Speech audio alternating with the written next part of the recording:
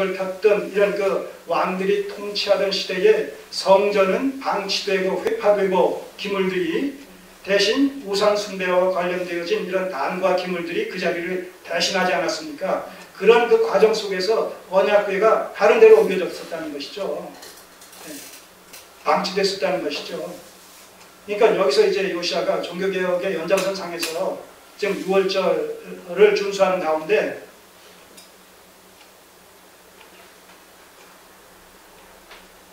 거룩한 궤를 이스라엘 왕 다윗의 아들 솔로몬의 건축한 전 가운데 두고 어디에요? 그 자리가 어디에요?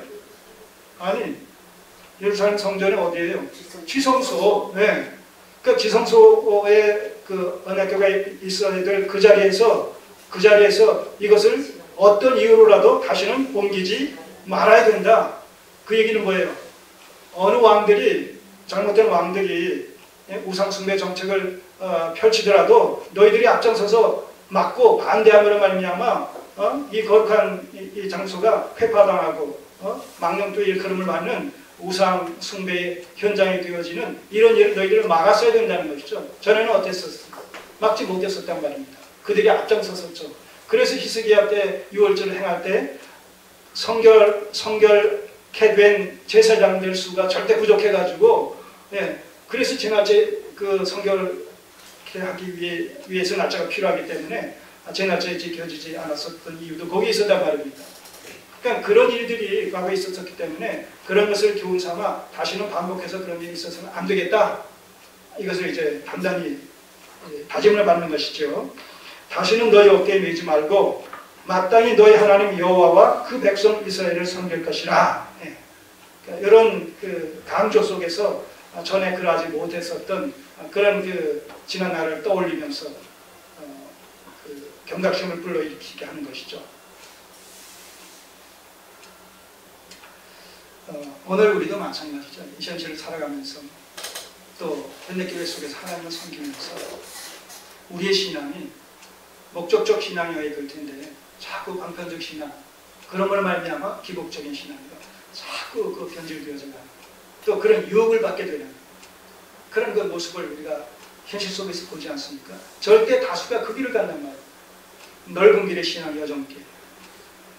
그러니까 자연히 소수의 우리가 가는 이 좁은 길이 오히려 비진리의 길, 때로는 이단의 길처럼 여겨지기까지 한단 말이에요. 사람들이 많이 간다 안 간다 그런 방식의 특정 방식의 어떤 신앙관을 갖고 있는 사람들이 많다, 그런 것이 결코 진리를 대변하는 것이 아니지 않습니까? 기독교 신앙. 진리를 고수하는 일에 있어서는 생명까지라도 조금 더 귀한 것을 여기지 않겠다라고 한 이런 그 사도행전에서 나타나고 있는 바울의 그런 그 결단, 결심, 각오, 이런 것이 필요한 것이죠. 앞으로 가면 갈수록 더 우리가 진리를 파수한다, 고수한다 라는 개념은 더 입지가 줄어들 것 같아요. 상대적으로 더 많은 사람들이 넓은 길에 신앙 여정길에 서서 상대방을 오히려 정죄하고 판단하고 하는 일들이 비일비재하게 일어날 것이기 때문에 주께서 오실 때, 인자 오실 때 믿음을 보겠냐고 말씀하십니다. 그 말씀의 의미가 우리가 다양하게 적용을 할 수 있지 않겠냐, 그런 생각을 해보게 됩니다. 자, 다시는 너의 어깨에 매지 말고 마땅히 너의 하나님 여호와와 그 백성 이스라엘을 섬길 것입니다. 여호수아가 이제 거의 임종을 목전에 두고 장로들을 불러서 뭐라고 얘기합니까? 나와 내 집은 여호와만 섬기겠다. 너희들 어떻게 하겠느냐? 이러면서 그들의 신앙관을 다시 한번 정립할 것을 촉구하는 이런 내용을 우리가 여호수아서에서 보지 않습니까? 네. 그러나 너희가 어찌하든 무엇을 택하든 어떤 길을 택하든 나와 내 집은, 나와 우리 집은 여호와만 섬기겠다. 아마 오늘이, 이 시대가 또 이 시대 이후에 이런 그 상황이 우리에게 바로 그러한 그 결단을 촉구하는 그런 영적 안내 시대가 급격하게 다가오지 않겠나 그런 생각을 해보게 됩니다.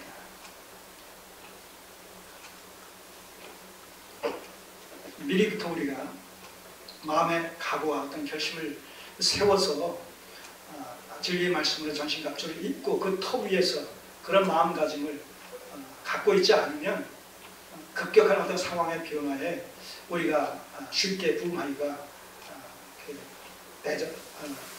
거기에 대처하기가 그렇게 만만치 않을 겁니다. 자, 4절 너희는 이스라엘 왕 다윗의 글과 다윗의 아들 솔로몬의 글을 준행하여 너희 족속대로 반열을 따라 스스로 예비하고 이거 지금 레위인들에게 명령하는 것이죠. 여기서 특별히 다윗 왕의 글과 다윗의 아들 솔로몬의 글을 준행하여라는 이 표현은 다윗이 레위인들을 그 24 반열로 이렇게 체계화시키지 않았습니까?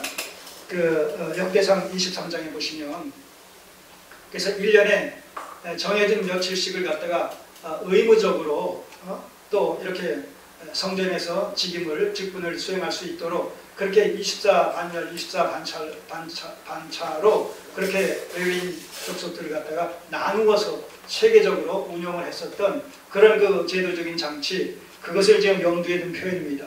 그리고 솔로몬은 거기에 근거해서 또 그렇게 시행을 실제적으로 했었던 것이죠. 그래서 이 두 왕들을 언급하면서 너희도 그렇게 하라 하는 얘기죠. 너희 족속대로 반열을 따라 스스로 예비하고 너희 형제 모든 백성의 족속의 차수대로 또는 레위 족속의 차수대로 성소에 서서 스스로 성결케 하고 유월절 어린 양을 잡아 너희 형제를 위하여 예비하되 모세의 규례를 쫓아서 다윗 왕이 세운 레위인들의 반차를 쫓아서 반열을 따라서 그렇게 예비하되 시행하되 여호와께서 모세로 전하신 말씀을 쫓아 행할지니라. 규례대로 하라는 것이죠. 임의대로 편리한 대로 편의대로 그런 것이 아니라 우리가 신앙생활을 하면서 유혹받을 수 있는 그런 그 요소 중에 하나가 우리의 타락한 종교심을 자꾸 부추겨서 하나님을 임의대로 섬기고자 하는 그런 마음의 유혹을 우리가 늘 받게 된단 말입니다. 왜냐하면 우리의 그 타락한 본성을 쫓아서 하나님을 섬기는 방식과 또 하나님의 말씀의 원리를 쫓아서 하나님을 섬기게 되는 것과는 항상 서로 충돌하는 그런 그 모습을 띠고 있단 말입니다. 우리에게는 뭐예요? 우리의 타락한 죄성을 쫓아서 하나님을 섬기는 기복적인 또 지성 감천주의적인 상급주의적인 이런 것이 더 우리에게 매력적으로 다가오기 때문에 유혹하고 있기 때문에 거기에 우리가 자꾸 걸려 넘어지게 된단 말이죠. 왜 개혁된 교회가 지속적으로 개혁되지 않으면 필연적으로 타락될 수밖에 없느냐라고 했을 때에도 바로 그 죄성의 어떤 유혹을 우리가 쉽게 뿌리치지 못하는 결과가 그렇게 되어진다는 것이죠. 여호와께서 모세로 전하신 말씀을 쫓아 행할지니라. 자, 그렇기 때문에 우리가 성경을 갖고 있는 것만이 능사가 아니라 성경이 무엇을 말씀하고 있느냐라는 것을 하나님의 심정으로 밝히 깨달아서 이것을 우리가 신앙과 생명의 도리로 붙잡고 신앙과 삶의 도리로 붙잡고 살아가는 실질이 그렇게 중요한 것이죠. 자, 이렇게 이제 그 유월절 제사를 드리는 일에 직접적으로 연관되어진 제사장과 레위인들의 이런 그 직무의 부분을 갖다가 강조하고 또 명령을 한 이후에 이제 요시야를 비롯한 그런 그 방백들이 대표들이 그 유월절 제사에 필요한 이 양들 제물들을 갖다가 기꺼이 헌납하는 이런 그 내용들이 9절까지의 내용을 통해서 7, 8, 9절을 통해서 소개가 되고 있습니다. 자, 7절 보시면 요시야가 그 모인 백성들에게 자기의 소유 양떼 중에서 어린 양과 어린 염소 3만과 숫소 3천을 내어서 유월절 제물로 주매. 자, 이렇게 왕이 몸소 솔선수범을 보이는 거예요. 자, 그러자 8절 방백들, 이게 다 그 뭐예요? 이 정치적인 지도자들을 얘기하는 것이죠. 방백들도 즐거이 희생을 드려 백성과 제사장들과 레위 사람들에게 주었고, 그 다음에 하나님의 전을 주장하는 자 hil기야는 대제사장이죠. hil기야와 스가랴와 여이엘은 제사장들에게 양 2,600과 숫소 300을 유월절 제물로 주었고, 또 레위 사람의 두목들, 이 족장들입니다. 곧 고나냐 그 형제 스마야와 느다넬과 또 하사바이와 여이엘과 요사밧은 양 5,000과 숫소 500을 레위 사람들에게 유월절 제물로 주었더라. 자, 이렇게 엄청난 제물들이 자원하는 심정으로 이 제사에 드려지기 위해서 내놨다는 것이죠. 우리 이런 것을 통해서 우리가 또 그리스도인들이 하나님을 섬기는 일과 관련해서 봉사하고 헌신한다, 또 그 외에 여러 가지 헌금을 드린다 하는 이 모든 것들이 다 얼마나 그 자원에서 드려져야 될 것인가, 우리를 먼저 구원하신 그 구원의 은혜의 감사의 반응으로 이 모든 것들이 행해지고 드려져야 될 것인가 라는 사실을 여기서 우리가 또한 깊이 교훈을 받습니다. 자, 그래서 기독교 신앙의 어떤 정체성과 이계도적인 신앙의 정체성의 차이가 바로 이런 데 있는 것이죠. 이계도적인 것은 뭐예요?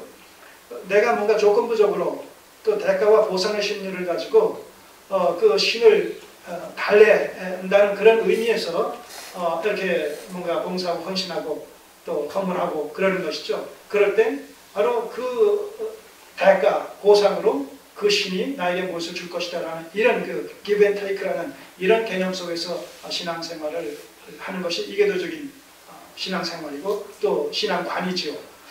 그러나 우리 기독교 신앙은 그게 아니죠.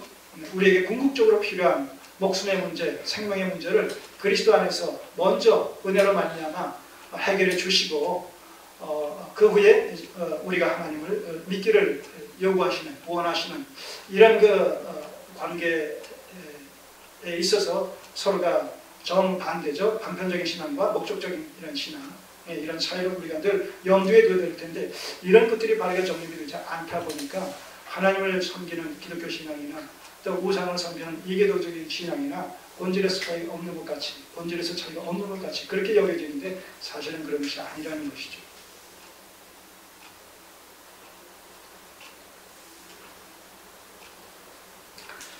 자, 10절에서 15절까지는 이제 본격적으로 준비된 사람들에 의해서 준비된 제물을 가지고 본격적으로 유월절 제사를 드리는 이런 내용이 소개되고 있습니다.